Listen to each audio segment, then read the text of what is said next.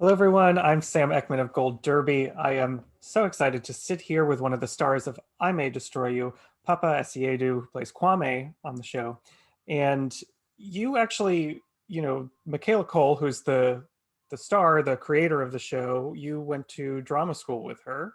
And so when she was creating this, were you in touch with her talking about the script? Was it something that you were aware of that was on your radar as something that might be a great fit for you? Yeah, it's funny. Yeah, obviously we've been friends for a long time, over 10 years now, and um, we would like hang out a lot and like while she was writing. So I knew she was writing this thing, but kind of, and it's probably my fault, never like actually really asked her like how it was going or like what I would ask her how it was going, but that would be the kind of like extent of the conversation. And instead, we'd like end up talking nonsense about other stuff, you know. So it was actually not until the casting director approached me about it and said, "Hey, would you like to audition for Michaela Coel's new project?" And I was like, well, that's weird because I was talking to her like 20 minutes ago. She didn't mention it. So it's funny, but like, yeah, I think sometimes it's like that when you're friends with someone who's a writer. You don't want to be like, oh, that sounds so interesting. Is there something for me in it? You know, like it's not that kind of relationship. But you know, we work really well together, and like you know, like you say, we're at drama school together, so we really seen each other's low points. You know, so Mhm. there's not really anything to hide. There's not a lot of legwork there to sort of get the Exactly. friendship aspect of your characters down. I would imagine it's already there. So when you first did have that brought in front of you from that casting director, what about Kwame first spoke to you? Yeah, I mean, I think it's quite interesting because obviously we see Kwame go on such a journey through the show, and we see him like, yeah, have some really low moments, but it was really his like life, his vibrancy, his sense of like his confidence, his sense of fun and love of life, you know, that really kind of drew me to him. And I think that's what Michaela does so well. She loves her characters. She calls them her babies, and like there's so much love involved in them, um, and there's so much levity which you need to kind of like really lean into to kind of really feel um, those lower moments or those more challenging moments, you know. So like, yeah, with Kwame, that was like obviously number one, just like a real kind of three-dimensional man that I don't think we're used to seeing on television often. Um, Written in all his glory and splendor and warts and all. But yeah, I think it was the kind of seesaw between like his good his good attributes and his lower ones. It was real. Yeah. There's a interesting contrast, I think, between your character and Michaela's character, or Uruche's, who, Kwame has so many moments where he's almost in his own world scrolling through Grinder, and there's so much that happens on your face in a lot of these scenes, especially with the three of you. Do you enjoy getting those moments where it's not about the words, or is that more difficult? Yeah, I mean, I think you can. I think it's a visual medium, like, and we were lucky to have been given the space to kind of like not have to fill every single second of the 20 whatever minutes of each episode with dialogue. It's not the West Wing, so like I think I really like the idea of like what can be said with the unsaid, and like so much of Kwame's experience is really actually about not being given the space to talk about what's happening to him, or at least not having a willing ear on the other side of it. So I thought it was really important to kind of honor like or I felt very lucky to be given the chance to honor the fact that like sometimes we can say a lot, and especially as friends with people who are really intimate with each other and who really understand each other, you can sometimes communicate something without using words or without using the literal words that you mean. There's a lot of unconscious oblique communication between those three characters particularly, and yeah, it needs a lot of trust and understanding from the others to help that happen. And yeah, I was really fortunate to have willing playmates. Yeah. There's your story in this really reaches its apex in the scene where Kwame has a hookup that turns from consensual into an assault, and it is very terrifying to watch and very uncomfortable. I know you all worked with an intimacy coordinator, and I would love if you could speak on how did you sort of craft that moment of bringing that from a consensual moment to assault in a safe way Yeah, on set. it was really important to give it the time and the preparation that the moment demanded. It's not something that you can kind of improvise or just like turn up on the day and just like see what happens. It's real, and we really wanted to do what we could to be courageous about showing it. We didn't want it to kind of happen off screen, or to only see a bit of something. We wanted the whole journey of what can happen to be shared. So we were lucky to have an intimacy coordinator, Ito O'Brien, and I was talking to her about this scene maybe 3 or 4 months before we actually shot it. So we kind of like spoke through what we thought the beats of it would be and how physically capable or confident we were to go with it. And Samson, who played Malik, couldn't be more different to the character he plays. He's like total teddy bear. Was also very brave in terms of bringing what that character needed, because it's not just what Kwame goes through, it's also what Malik does, and that requires bravery to do. So there was a lot of preparation and a lot of thought and a lot of consideration that that all of us had kind of that input into, so that we felt that we could kind of like approach the moment, the scene, with as much realness, truth as possible, in order to honor the fact that it is real and it does happen. It happens every single day, So all the people that kind of responded to it, I think, benefited from the work that we put in to making it real. Yeah. Is that kind of work, like, is there aspects of self-care you would need to do for yourself after that? Or is that a type of moment where it's like, it stays with you afterwards? Or are you able to have your way of getting Yeah, that off your chest? I mean, like self-care, I think is important. I mean, such a thing to say. It's important generally, and especially as an actor, when you have to like go through like quite intense things on a regular basis, it is important to get your kind of process in check, so that, because you can end up going to, leaving set, going to bed with it, thinking on it so long that it kind of like really affects you in a deep way. Again, really lucky to have good people around us. Like, we had a therapist on set, but like we had people who like were just so up for talking, like so up for chatting and so up for like bringing it out into the shared space, not letting it be something that you had to go through or experience by yourself. Really, really fortunate to have people that had like such generosity of spirit, and also share that burden. So like, yeah, the self-care was there and important and practiced, but mainly it came from community. Yeah.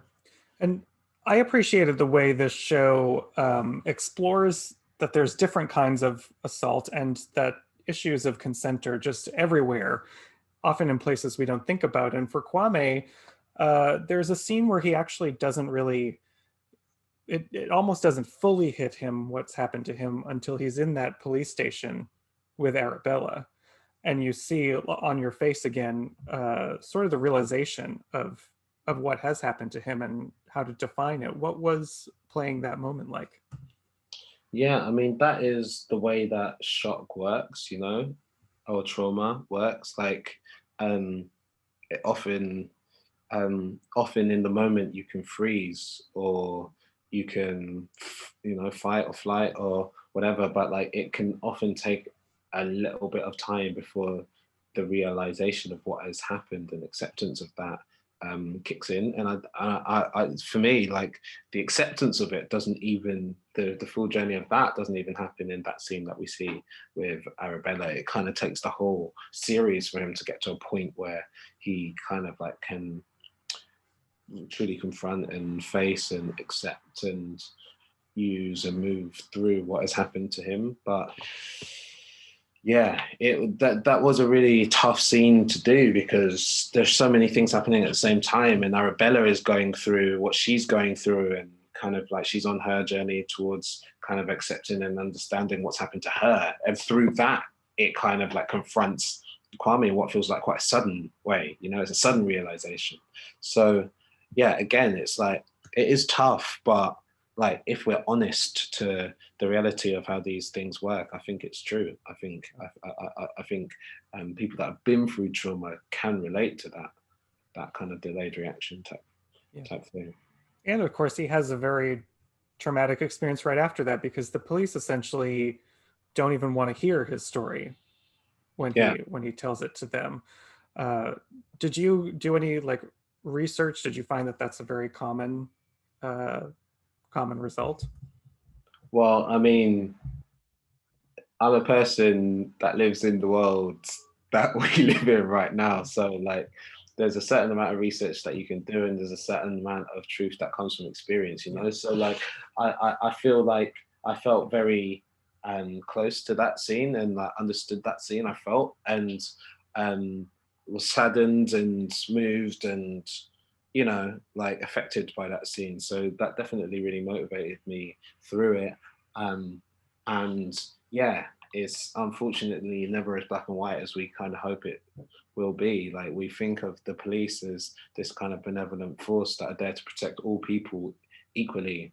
And I think if the events of the past year at least have taught us anything, is that that is not a kind of universal truth at all times, you know? So there are elements of that come out in that scene. And like you say, it is like a further trauma that he has to deal with and like kind of like forces him to look at himself in a different way. He's like, if it's not legitimized by the police, then maybe it can't be legitimized by myself. You know, this is a journey that we often have to go through in different circumstances, and many of the same. So yeah, it kind of like speaks again to the truth of the scene that's written on paper. And then yeah, the gauntlet is thrown down for us to carry it out. Yeah, he's Kwame participates in a lot of the activities, the sort of path to recovery activities for Arabella. Is there a moment where you think he has a moment that sets him on a path to recovery that is going to spark a better Yeah, I mean, there are so many moments where he can choose to learn or not from, you know, from the beginning on to the end, and they have varying effects with him. His kind of like encounter with Nilofer, where he kind of finds himself in a situation where he is going to sleep with her and ends up sleeping with her, but does he really want to? And why is he doing it? And you know, he learns a lot from that in a way that has like real kind of like ramifications and collateral damage, and you know, like there's a real gray area, or at least like a contentious area around that whole event. But he definitely gets to a point where he's with he meets someone towards the end of the series who kind of like is less interested in him for his body or for what he can do for them, and kind of just wants to have a meal and, you know, get to know the real person behind the persona, behind the character, you know. And like there's something about that allows him to have a vulnerability and to let go of something that he's holding very tightly to, and kind of like give in to just like ask for a hug, you know, which is a huge thing to ask for from someone, even from the people that we love, let alone from someone that you don't know that well, you know. So like that's definitely a real moment of growth for him, but like the journey is ongoing, I think. So like if we ever got to episode 28 or 29, there'd still be like many more mountains for him to climb, I think. Yeah, I was so glad he asked for that hug. I was so worried he was going to walk out of the room, and it's like, no, don't. There's finally someone. What for you has it been like to watch this? The show has really taken off both with audiences and critics. You all won an ensemble prize at the Indie Spirit Awards, and you're a BAFTA nominee for this. what has this journey been like post-show, watching people devour it? I can only say it's been wonderful, you know, like purely it's been wonderful because there's been so much love and so much um, uh, engagement with it, which is all we ever really wanted. All we ever wanted was for people to engage and to, you know, feel seen or to learn or to, you know, be even entertained, you know, by it. We just wanted it to mean something to people, and the reaction has shown that it's a meaningful piece of work that we've created. It means things to people, and that's a that's a really wonderful feeling to have played a part in something that has meant something to people and continues to do so. So that I think that's the biggest bit of recognition we could ask for off the back of it. Yeah. Well, if I can ask about some of your other work before I let you go, because I know you split your time between screen and stage, and you have I think you were in Passover right before everything shut down, and you've tackled a lot of great Shakespearean roles. Now that we have sort of, the light at the end of the tunnel, we hope is here for this pandemic, and once theater is back, are there roles that you're dying to play that you have yet to check off? Yeah, I mean, I don't often see things in that way in terms of like wanting to tick off roles because it feels so vain, you know, to be like, oh, this is another opportunity for me to show people, you know. I love theatre. I'm hopefully going to be doing a play in London, in a Carol Churchill play at the beginning of next year. Um, all things going well with the road to recovery and everything. But yeah, I feel like theatre's always got a place in my heart because it's where I started. It's where I learned a lot of my craft, and it's where I kind of first like was able to be in the room with like amazing, experienced actors who would do it night after night after night after night. It taught me a lot about like the artistry and the craft behind what we do. And again, that makes it feel a little bit more meaningful than just like doing it for the gram or doing it because you want to look good on camera, something like that. Sometimes we seek deeper meaning in the work that we do, and it helped me to appreciate that. Well, it was great work in I May Destroy You, and we can't wait to see what you do next. So thank you for sitting down with me. Everyone who's out there watching, make sure you subscribe to Gold Derby. And Paapa, thank you once again. Thanks a lot.